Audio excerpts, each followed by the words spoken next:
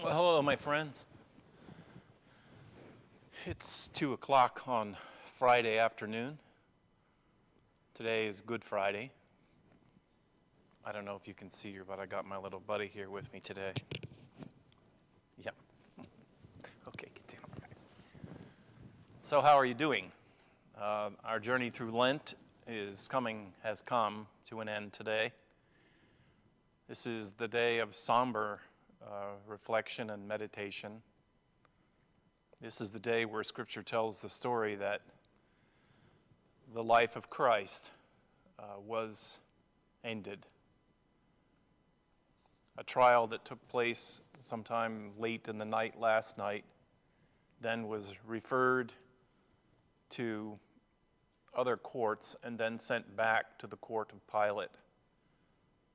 And then Pilate made the determination with the yelling of the crowds that Barabbas, a rebel who was leading one rebellion against the Roman government, should be released.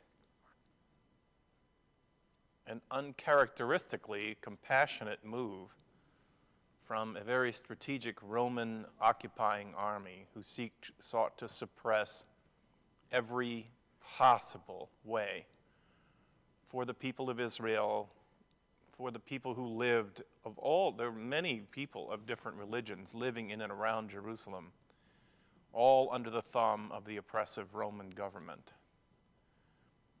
I'm sure that part of the strategy of people who work on the psychology of these things is to take the steam out of some of organization of rebellion by doing one act of kindness that says, see, look, we're not that bad. So they released Barabbas instead of executing him. But the crowd asked for the death of Jesus. No one person can ever really fully explain. It's like so many facets of a jewel. You look at it so many different ways and you see it and you understand it. Each year, I think, I understand it in new ways. Or each year in new ways, I understand even less. For most of it's not about understanding with the mind. It's something that happens inside of me when we do the extinguishing of the candles and the events of the betrayal of Jesus following the Last Supper, leading to his death on the cross.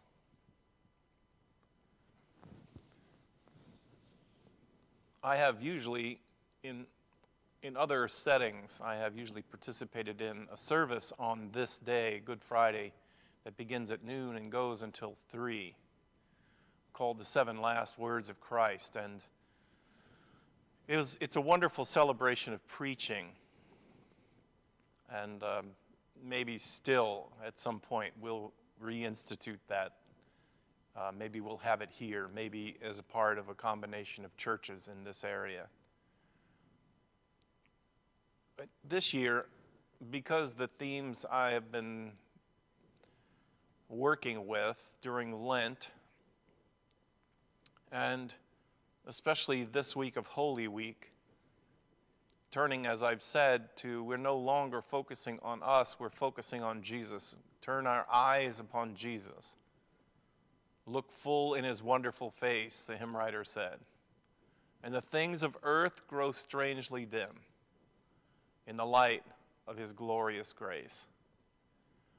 So I've been talking a lot about a rediscovery that the call of God throughout the Bible is a call of self-denying love. It's a call of turning our attention away from our ingrained selfishness to acts of love with another person in mind. Now, I know this opens the door to self-abuse, and there's all kinds of sophisticated understanding that has to go along with this. We're not giving up our lives. We're not simply surrendering them to bullies and to other people that would control them. That is not the case. Look at the trial of Jesus. But what I was amazed about in thinking about it this year is that the record in the Gospels is that as Jesus was suffering, he He did not cry out. He did not defend himself, which was a wonderment to all those who watched. There was a strength in him that is almost incalculable. A strength before Pilate, a strength in his endurance. But when they finally had him attached and stood up, raised up on the cross, his own determination to live the last breaths of his life thinking about others. One of the 7 last words of Jesus from the cross is a word he spoke to John. He looks down from the cross and he sees his mother and he sees his disciple John. And he says to John, or he says to his mother, "Woman, behold your son." And he's not directing her to look at him. No. He is directing Mary, the mother of Jesus, his own mother, to look at John. Now, in John's writing, he says that he is the disciple whom Jesus loved the most. There might be a clue to it here, because Jesus says to his mother, in just a few words, "Mom, look at John. I'm giving you him as your son." And then he says to John, he says, "Woman, behold your son." And he says to John, "Behold your mother." In Jesus' greatest moment, perhaps, of suffering, in a moment where any human being would be self-absorbed with the pain or with the thoughts, I mean, he expresses the feeling of abandonment from God, so he's certainly not numbed. He's not unaware of the environment he's in. But in the middle of the worst of his suffering, he looks at his mother and his dear friend, and he turns them to each other, and he says, I am adopting you to each other. You're going to need each other. Mom, here's John. Turn to him. He will comfort you. John, here is your mother. Here is a woman who is the mother of me, the mother of faith. Here is the woman who first ever trusted God in the way that I've called you all to trust. What a profound moment in the last words of Jesus. His last acts were not filled with distraction. His last acts were filled with love. Love for God, trust in God. Even to the end of his own life, he modeled, he lived out, he washed our feet. Mary, another Mary, washed his feet with a jar of expensive ointment. Jesus washed our feet with his blood. And I don't mean by that some entrance into the need to explain some great big sacrificial need that God had for blood. No, just stay on the story. Stay on the fact that Jesus loved his disciples to the very end. He loved them, and he loved God. And this is what predominantly the gospel writers hold up. Well, the centurion says, "Behold, the Son of God." I think what the centurion was saying is, here's a man who loves God and who is loved by God.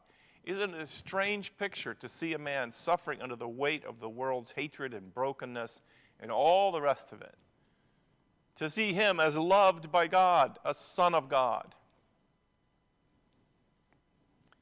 This man, Jesus, was a son of God. I know that theology has developed over it all, and I'm not in disagreement with any of it, but we should not miss the very down-to-earth and very practical sense of what is actually taking place in front of Pilate and in front of the religious authorities and in front of Herod. This is a man who is filled with love. And it is disarming to those forces that control people through power over and who drive people to the point of distraction in order to get their money and their land and their power. This love is, it's a foil to the forces of control. This love, this is the love. I said in my Thursday night reflection, this is the love of a servant God. God has made a determination to serve humanity. To serve humanity. And those who would serve this God will be servants of humanity. Jesus was a servant to the very end. Because he loved God.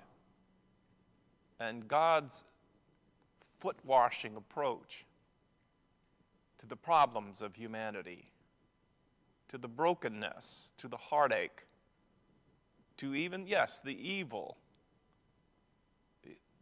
Jesus was not sheltered from any of it.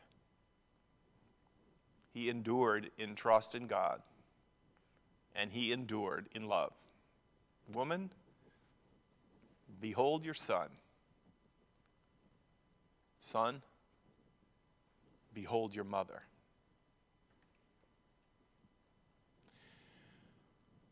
I hope that you can draw deeply this year from the power of the narrative of Jesus' life and death and resurrection and our own journey alongside Jesus to this moment. These days, this Friday at 3 o'clock, the narrative, the Bible tells us that the universe could no longer look on what was happening. The sun refused to shine. The moon would not reflect its rays. The earth grew dark at 3 o'clock. It was a scene that no one should ever see. Humanity at its worst, and its power fully displayed. The death of Jesus and then the ultimate burial. A few details of Nicodemus providing a tomb, a place in the rock for his body to be laid.